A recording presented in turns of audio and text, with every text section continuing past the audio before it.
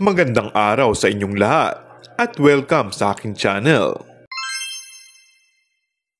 Kung ang pagbabasihan ay yung naging komento ni Kim Chu sa isang segment ng It's Showtime, lumalabas na deadma lang ang nasabing Chinita Princess sa issue sa kanila ni Janine Gutierrez.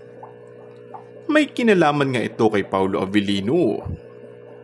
Kanya-kanyang post ang mga netizens sa kanilang ex-account ng splice video ni Kim na sumagot sa kung ano ang pelikula ng inacting ng dalawang bagets matapos gawin ng eksena at pagbibitaw ng linya mula sa pelikula. Matapos mauna sa buzzer, agad na sinagot ni Kim ang naturang eksena ay mula sa Ngayon Kaya na pinagbidahan ni Janine at Paolo. Sinabi agad ni Kim ang nasabing title at sinabing Ngayon Kaya. Dugtong pa niya, pinanood ko yan, sabay tawa. Sure ka ba? Nudang tanong ni Ami Perez na host ng segment. Banggit agad ni Kim na walang takot, Janine Gutierrez. Nakuha ni Kim ang tamang sagot sa title ng movie. Say ng fans, napanood daw niya.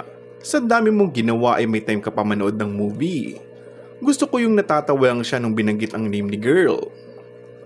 Ito ang moment na ginisa. Inulan ng tukso si Kim. Lalo na sa co-host nitong si Jugs na pinaulit-ulit pa raw kay Ami ang pangalan ni Paolo sa nasabing tanong.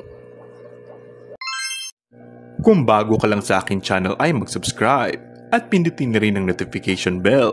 Maraming salamat!